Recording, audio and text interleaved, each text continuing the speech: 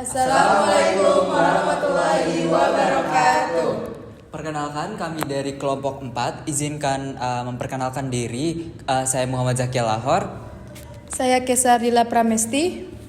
Saya Safira Mutia Hapsa. Saya Novita Dwi Sri Rahayu. Saya Randy Putra Pertama, dan inilah video presentasi dari kami.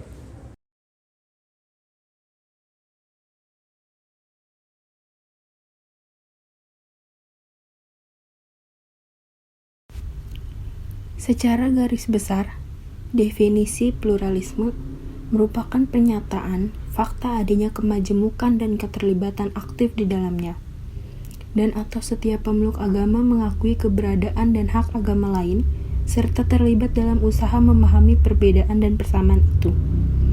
Dalam pandangan Islam, pluralisme bukan berarti mengakui semua agama sebagai sama dan benar, tetapi sebagai suatu bentuk menghargai adanya perbedaan dan kerukunan dalam bermasyarakat. Sebagaimana firman Allah Subhanahu wa Ta'ala dalam Al-Quran, "Untuk tiap-tiap umat di antara kamu, kami berikan aturan dan jalan yang terang. Sekiranya Allah Subhanahu wa Ta'ala menghendaki, niscaya kamu dijadikannya satu umat saja. Tetapi Allah hendak menguji kamu terhadap pemberiannya kepadamu.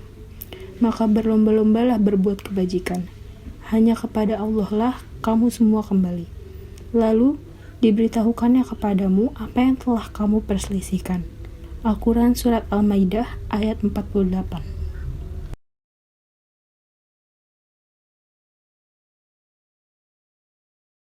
Berdasarkan ayat tersebut, dijelaskan bahwa dalam tingkatan teologis, ideologis, dan bahkan sosiologis, Islam dengan kitab sucinya yaitu Al-Quran memandang positif terhadap pluralitas sebagai suatu yang alamiah dan mutlak keberadaannya.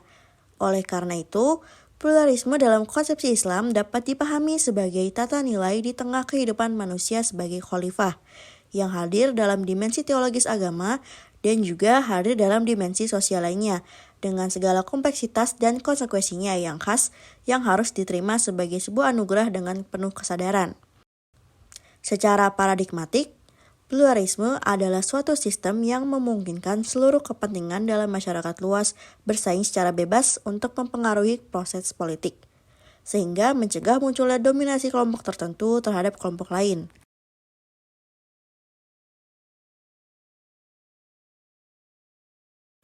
Munculnya demokrasi dan pluralisme kerakyatan sebagai isu utama pemikiran dan gerakan politik Islam yang berkembang hingga saat ini. Hal ini tidak lepas dari peran kalangan intelektual publik yang didukung oleh organisasi massa tertentu untuk meyakinkan publik tentang kesesuaian Islam dengan demokrasi dan pluralisme. Menjelang tahun politik seperti saat ini, sangat rawan terjadinya kegaduhan, bahkan terpecah belahnya kerukunan antar warga masyarakat hanya demi menunjukkan kesenangan atas kekaguman pada salah satu pasangan calon pemimpin yang bersifat periodik atau 5 tahunan. Pluralisme dapat memiliki interpretasi yang berbeda-beda tergantung pada sudut pandang dan interpretasi teologis yang dianut. Secara umum, beberapa argumen yang mendukung pentingnya pluralisme dalam kehidupan beragama Islam melibatkan aspek-aspek berikut. 1. Pesan keanekaragaman dalam Al-Quran. Al-Quran memberikan pengakuan terhadap keanekaragaman manusia dan alam.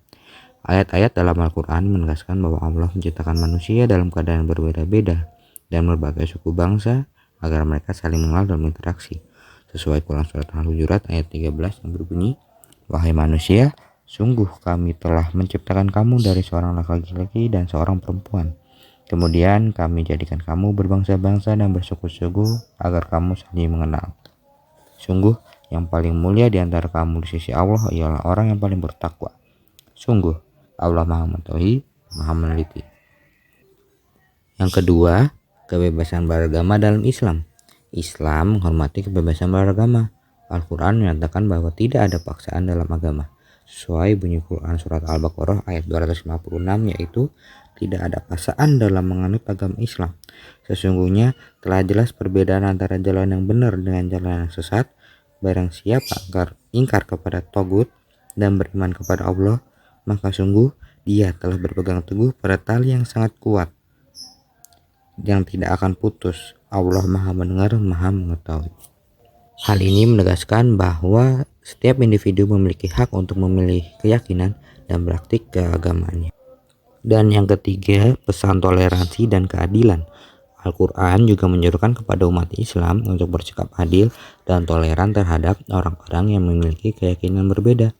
Sesuai Quran Surat Al-Maidah ayat 8 yang berbunyi, "Wahai orang-orang yang beriman, jadilah kamu sebagai penegak keadilan karena Allah ketika menjadi saksi dengan adil. Dan janganlah kebencianmu terhadap suatu kaum mendorong kamu untuk berlaku tidak adil. Berlaku adillah karena adil itu lebih dekat kepada takwa. Dan bertakwalah kepada Allah. Sungguh Allah Maha teliti terhadap apa yang kamu kerjakan." Pesan-pesan ini menunjukkan pentingnya memperlakukan orang lain dengan hormat dan keadilan, terlepas dari perbedaan keyakinan. Yang keempat yaitu kerjasama dan dialog antar umat beragama. Islam mendorong umatnya untuk berdialog dan bekerja sama dengan penganut agama lain demi menciptakan masyarakat yang damai dan berkeadilan. Konsep kerjasama ini dapat ditemui dalam berbagai ayat Al-Quran yang mengajak untuk berbicara dengan cara yang baik dan berperilaku adil terhadap semua orang. Salah satu contoh ayat Al-Qurannya yaitu Surat An-Nahl ayat 125. Yang kelima, pentingnya nilai-nilai kemanusiaan. Pluralisme dalam Islam dapat dilihat sebagai upaya untuk mengakui nilai-nilai kemanusiaan bersama dan menciptakan lingkungan yang mendukung perdamaian, toleransi, dan juga keadilan. Meskipun ada argumen-argumen tersebut, penting untuk diingat bahwa ada variasi interpretasi di dalam dunia Islam dan beberapa tokoh ataupun kelompok mungkin memiliki pendekatan yang lebih konservatif terhadap pluralisme itu sendiri. Beberapa elemen dalam dunia Islam mungkin menganggap bahwa mempertahankan identitas agama dan nilai-nilai Islam yang kuat lebih penting daripada menerima keberagaman dalam arti yang lebih luas. Assalamualaikum warahmatullahi wabarakatuh. Di sini saya akan mewawancarai tokoh masyarakat, yaitu Ibu Kristinawati selaku Humas atau Hubungan Masyarakat di RT 3 RW 18.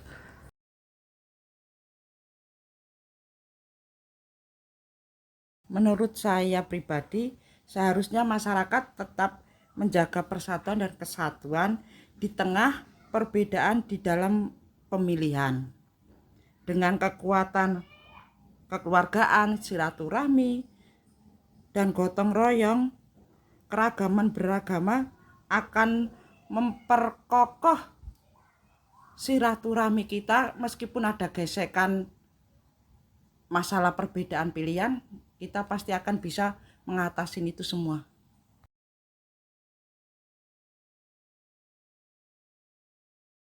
Walaupun kita semua beda pilihan, kita harus rukun dan damai. Dengan melihat suasana pemilihan 2024 di lingkungan saya, meskipun ada keberagaman agama, kita harus menjaga keamanan, kedamaian. Misalnya kalau ada yang sakit, kita tengokin. Ada arisan, kita kumpul-kumpul. Yang penting kita harus rukun. Dan silaturahmi itu harus kita jalankan setiap hari biar tidak terjadi gesekan sedikit pun.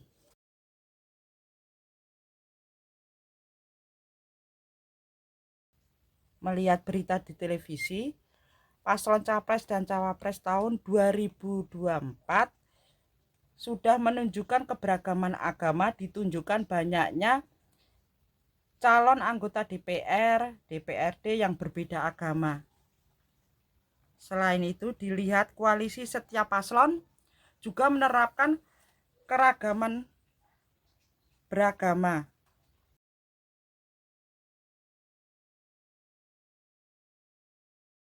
Semoga pemilihan lancar dan presiden yang terpilih tahun 2024 harus menjaga keamanan, menjaga kepentingan masyarakat di atas kepentingan pribadi dan golongan atau kelompok.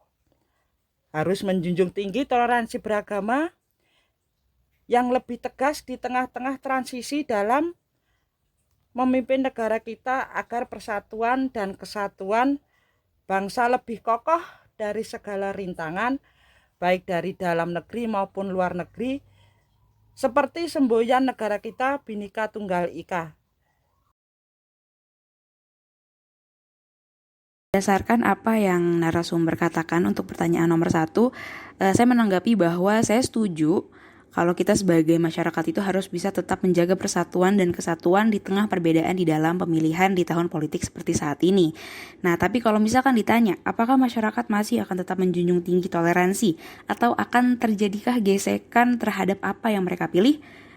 Kita lihat dulu ke fenomena ataupun kasus-kasus yang terjadi saat ini, bahwasanya saat ini bisa dilihat masyarakat itu sudah terbagi menjadi beberapa kubu 1, kubu 2, dan kubu 3. Dan berdasarkan berita-berita yang beredar juga mulai sering terjadi gesekan-gesekan antara kubu-kubu tersebut. Jadi kalau misalkan ditanya, masyarakat itu masih junjung tinggi toleransi nggak sih di pemilihan politik tahun ini? Ya bisa dibilang enggak. Kenapa ya? Karena terlihat dari gesekan-gesekan yang tersebut yang terjadi gitu loh. Terlihat dari kasus-kasus atau berita-berita yang terjadi. Jadi berdasarkan kasus tersebut, ya bisa dibilang itu sangat minim toleransi. Untuk pertanyaan nomor 2, saya setuju dengan apa yang dikatakan oleh narasumber, bahwasanya meskipun kita berada di tengah-tengah lingkungan yang terdiri dari keanekaragaman agama, bahasa, budaya, maupun adat istiadat gitu loh, tapi kita tetap harus bisa menjunjung tinggi keamanan, perdamaian, dan tentunya juga menjunjung tinggi rasa toleransi di masyarakat. Kenapa? Karena dengan menjunjung tinggi hal-hal tersebut tadi, itu bisa meminimalisir gesekan-gesekan atau meminimalisir masalah-masalah yang terjadi gitu loh di antar masyarakat. Untuk pertanyaan nomor 3, saya setuju dengan apa yang dikatakan oleh narasumber ya. Jika dilihat dari berita-berita yang ada, dari televisi juga, paslon Capres dan Cawapres 2024 itu udah nunjukin bahwa mereka itu toleransi dengan adanya keberagaman agama di Indonesia, dengan ditunjukkannya oleh calon anggota DPR maupun anggota DPRD yang memiliki agama di luar agama mayoritas. Jadi ya bisa dibilang sudah dianggap toleransi ya Capres dan Cawapres ini. Yang terakhir yaitu pertanyaan nomor 4, saya setuju dengan jawaban narasumber yang mengatakan harapannya bahwa semoga presiden dan wakil presiden yang terpilih 2024 nanti itu bisa menjaga kepentingan masyarakat di atas kepentingan pribadi maupun kepentingan golongan atau kelompok tertentu saja. Karena kita sadar ya bahwasanya Indonesia itu kan memiliki keanekaragaman ya, dari mulai keanekaragaman agama, budaya, bahasa ya. Jadi ya bagaimanapun presiden itu harus sadar, dan wakilnya juga tentunya, dan pemerintahannya tentunya juga harus sadar kalau misalnya Indonesia itu keanekaragamannya banyak dan harus bisa menempatkan diri, dan tentunya juga membuat kebijakan-kebijakan maupun peraturan-peraturan yang adil pastinya.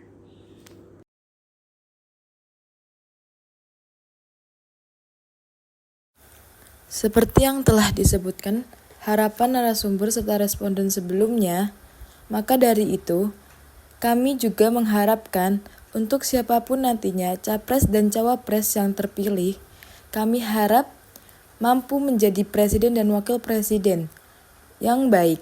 Semoga bisa merangkul seluruh masyarakat Indonesia di tengah banyaknya perbedaan, bukan hanya dalam aspek agama namun budaya, suku, hingga adat yang ada di Indonesia itu sendiri.